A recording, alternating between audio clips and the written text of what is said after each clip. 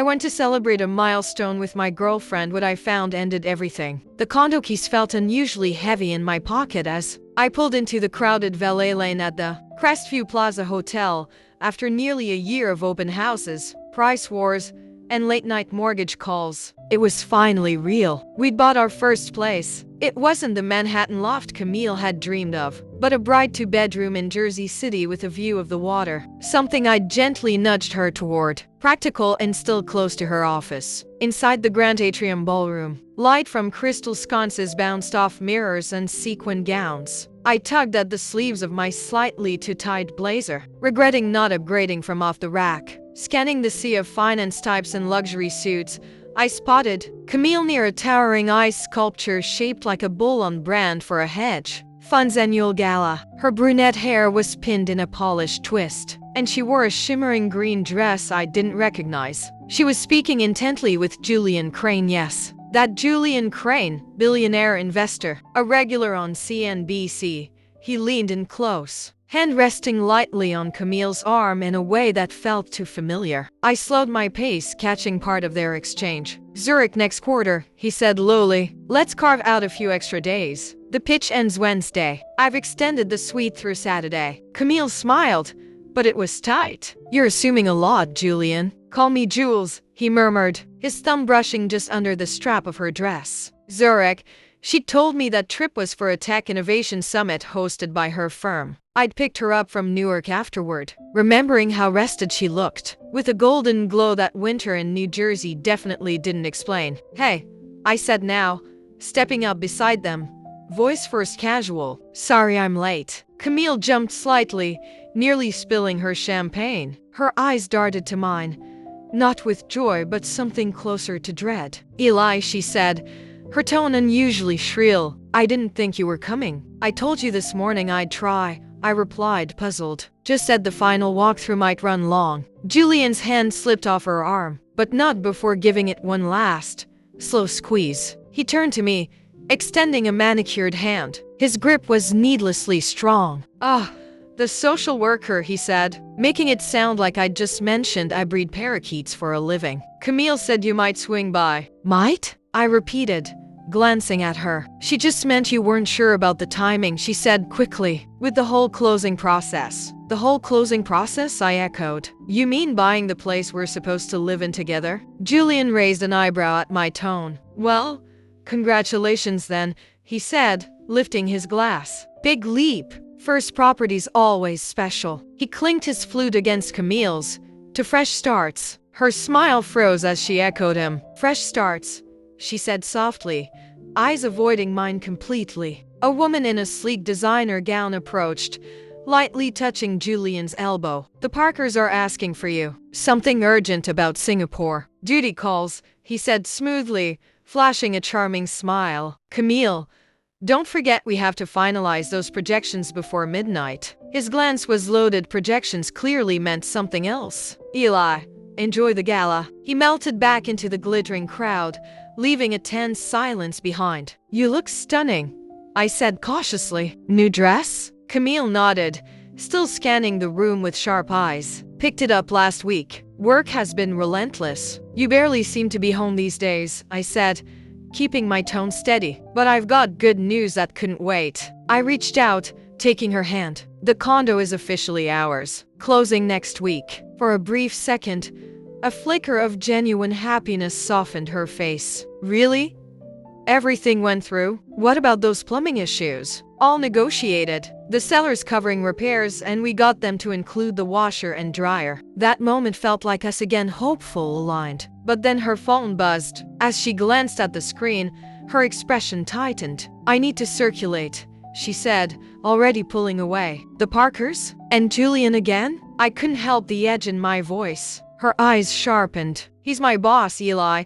Being close is part of the game. You know how important this promotion is to me." "To us," I corrected gently. "It was supposed to be for our future." Camille's face softened just a fraction. "It is.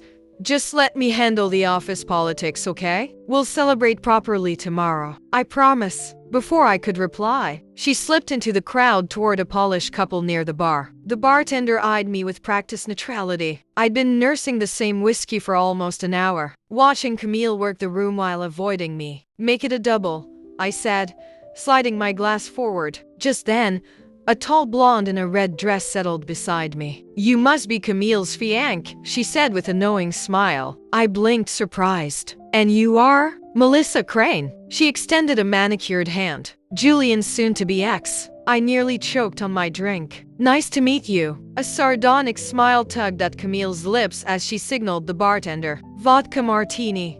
Extra dirty. She turned back to me. You look surprised. Don't be. Everyone knows Julian and I are splitting. Everyone except you, apparently. I studied her more carefully. Designer dress, flawless makeup, diamond studs that could probably cover my student loans. But there was something tired in her eyes, a brittle edge to that smile. I'm sorry about your marriage, I said quietly. She laughed, but there was no humor in it. Don't be. 15 years was enough. The last 3 were just negotiations. She accepted her martini. So, how's the blissful engagement? The question felt like a trap. Fine, I said cautiously. We just closed on a place, actually. Congratulations. Her gaze flicked toward where Camille now stood with Julian. Word of advice, check the deed before you sign anything. Make sure it's in both names. A cold knot tightened in my stomach. What does that mean? Melissa's eyes locked on mine, sharp and assessing. You really don't know,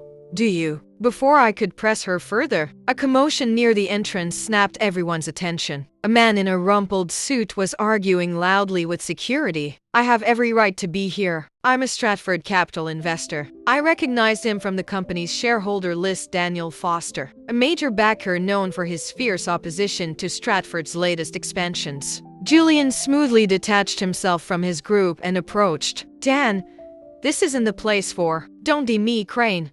Foster spat, cutting him off. The SEC filing vanished. Convenient timing, huh? Right before the quarterly review. The room fell silent, all eyes riveted on the unfolding drama. You're drunk, Dan, Julian said evenly. Let security escort you out, and we can talk on Monday. Talk about what? How you cook the books on Peterson. How you falsify reports. Foster's voice rose. Or how you sleep with half the executive team to keep them quiet. Gasps rippled through the crowd. My eyes darted to Camille, who stood frozen, her face ashen. That's enough, Julian snapped, nodding to the guards. Remove him. 2 suited men flanked Foster, steering him toward the exit. This isn't over, Crane, Foster called back. The board will hear everything. As he disappeared, nervous chatter surged through the room. Julian raised his hands, perfect composure intact. My apologies for the disruption. Dan's been under a lot of pressure lately. Now, let's get back to celebrating another record quarter for Stratford Capital. Applause broke out,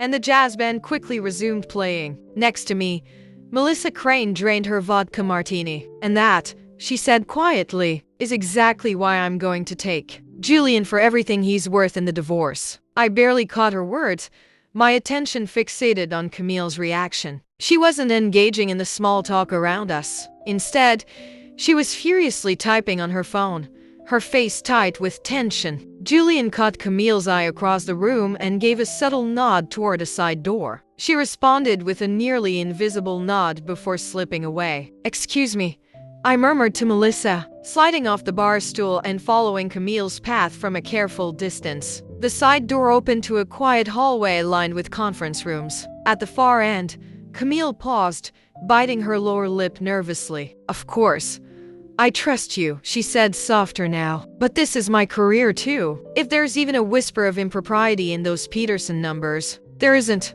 Julian interrupted sharply. You signed off on those reports because they were accurate. Remember that. If anyone asks. His voice was firm, brooking no argument. Now, we should get back before someone notices we're gone. Too late, I said, pushing the door fully open. They jumped apart. Camille's eyes widened in alarm while Julian's narrowed sharply. Camille interjected.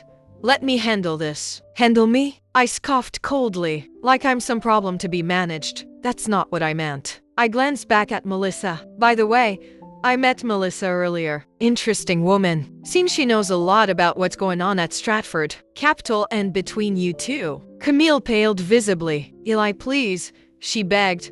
Let's go somewhere private and talk. Private like this little rendezvous? I gestured around the empty hallway. Or private like your Zurich trip that wasn't exactly a tech innovation summit. While we were planning our future? Is that why our wedding keeps getting postponed? I pressed. Because you're too busy climbing the corporate ladder by other means. The sharp slap caught me off guard, the crack echoing through the narrow hall. Camille stood before me, hands raised, eyes wide as if she couldn't believe what she'd just done. You don't get to talk to me like that, she whispered. I touched my cheek, feeling the sting, and I realized I didn't get to pretend she existed only when it was convenient. Outside, the gala continued, laughter and music spilling through the walls, as if my entire world hadn't just shattered. Just as I reached the exit, a hand gently grabbed my arm. I turned to see Melissa Crane. Her expression was unexpectedly soft. If you're leaving, take this. She pressed a business card into my palm. My lawyer, you're going to need one.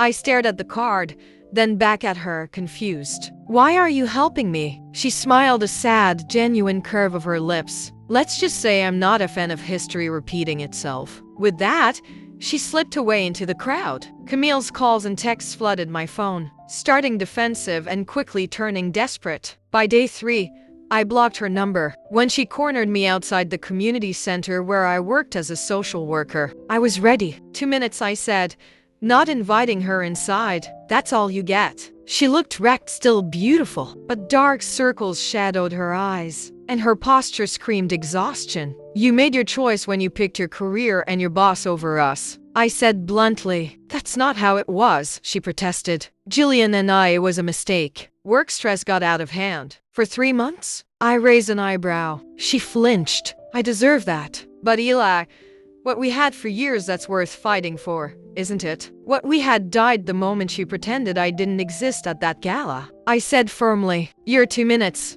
3 days later, I signed over my rights to the condo, collected a cashier's check, and walked away from our dream home without ever living in it. I used part of the money to rent a modest 1-bedroom across town and stashed the rest in savings. My New Beginning Fund. I labeled it in my banking app. New Beginning Fund. Moving out of our shared Jersey City condo took less than 3 hours. 4 years together, and I could pack my life into 10 boxes and 3 pieces of furniture. 2 weeks after the gala, my phone buzzed with an unfamiliar number. Is this Eli Donovan? Yes, this is Vivian Hart, FBI. I'm investigating financial irregularities at Stratford Capital and need to ask you some questions. My stomach sank. I don't work for Stratford Capital. No. But your fiancé does, or rather did. Did?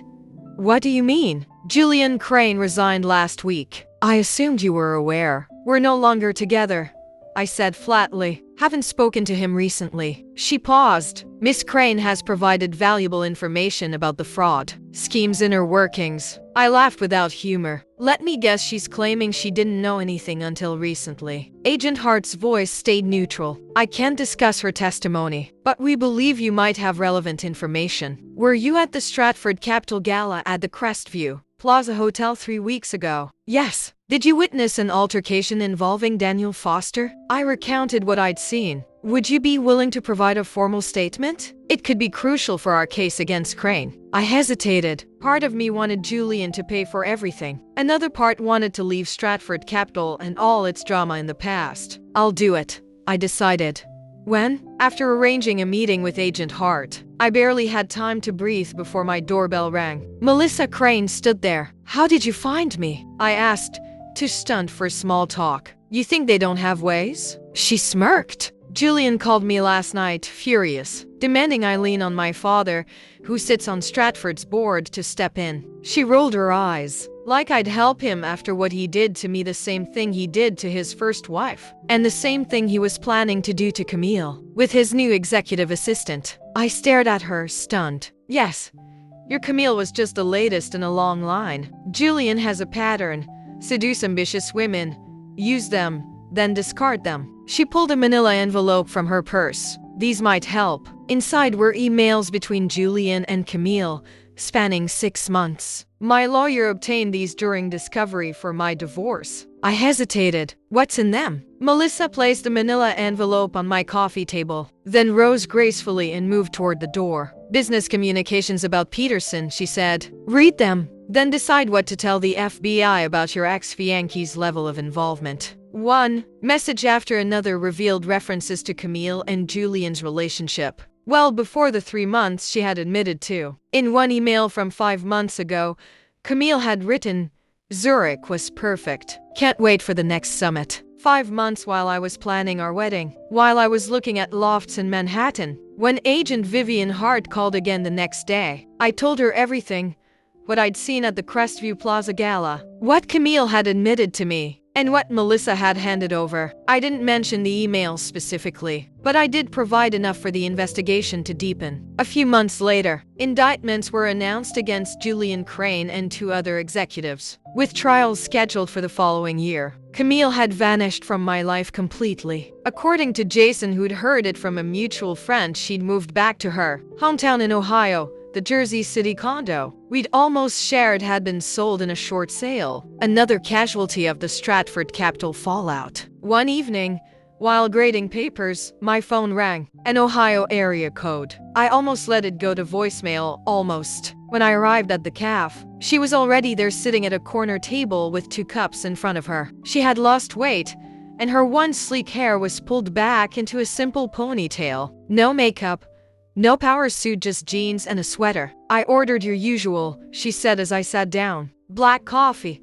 1 sugar." I nodded but didn't touch the cup. "You said you needed to talk." She took a deep breath. "I'm testifying against Julian next month. The prosecutor says my testimony will be crucial." "Congratulations," I said dryly, meeting her eyes. When Julian took over the department, he made it clear my future at Stratford Capital depended on being a team player. The Peterson acquisition was his project. When the initial projections didn't support the deal, he asked me to revise them and Camille agreed. I tried to push back, but then he started talking about restructuring, about my position becoming redundant. Camille's hands clenched tightly around her glass. I had worked so hard to get where I was. The thought of losing it all was unbearable. "So, you fudged the numbers?" I asked quietly. He made it clear my cooperation in every sense was expected. "You seem pretty comfortable with the arrangement at the Crestview Plaza," I said coolly, not exactly buying the idea it was all under Doris. By then,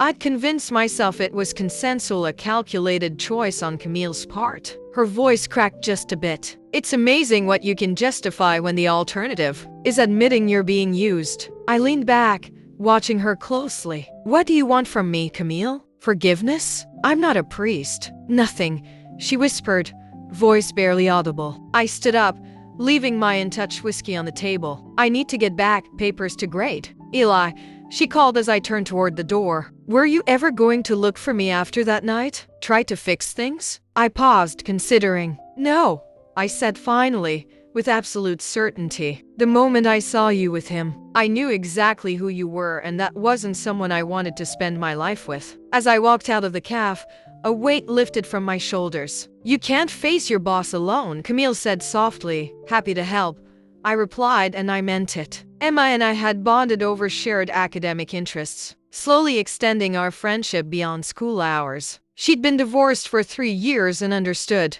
the hard work of rebuilding a life after a relationship implosion. The venue tonight was nothing like the Crestview Plaza, just a rented event space with simple decorations and a modest buffet table. As Emma introduced me around, I noticed a difference from the hedge fund gala a year ago, the tense atmosphere, the polished facades. Tonight felt real. There was a softness around her eyes and a quiet confidence that only comes from surviving life's curveballs. We'd been dancing around something more than friendship for weeks, neither ready to name it yet. "Penny for your thoughts," she said, catching my brief distraction. "Just reflecting," I admitted. "Today's an anniversary of sorts. Good or bad?" "Bad at the time, but in retrospect necessary." I hesitated, then added, "The gala where I discovered my fiancé was cheating on me with the new executive assistant." I stood, offering my hand. "Care to find out?" We moved to the dance floor, falling into an easy rhythm. As I twirled her under my arm,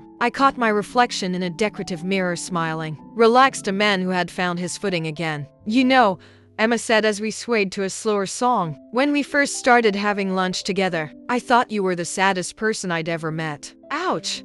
I laughed. Our connection felt natural, unforced, rooted in who we were now, not defined by past wounds or former relationships. As the evening wound down, we stepped outside into the cool night air. Emma shivered slightly, and I offered her my jacket. Thanks for coming with me tonight, she said. It would have been boring alone. Thank you for inviting me, I replied. It was healing, in a way I didn't expect. She looked at me curiously, perhaps wondering about Camille. I thought about it for a moment. There's this little market near my place that makes incredible waffles. I'd like that. She smiled, and I realized I meant it completely. Driving home later, I thought about everything that had happened since that night at the Crestview Plaza Gala where Camille acted like I didn't exist. The pain, the anger, the rebuilding, the FBI investigation that was still ongoing, the life I thought I wanted versus the one I was actually creating. I didn't regret leaving that night, walking away from a relationship built on lies.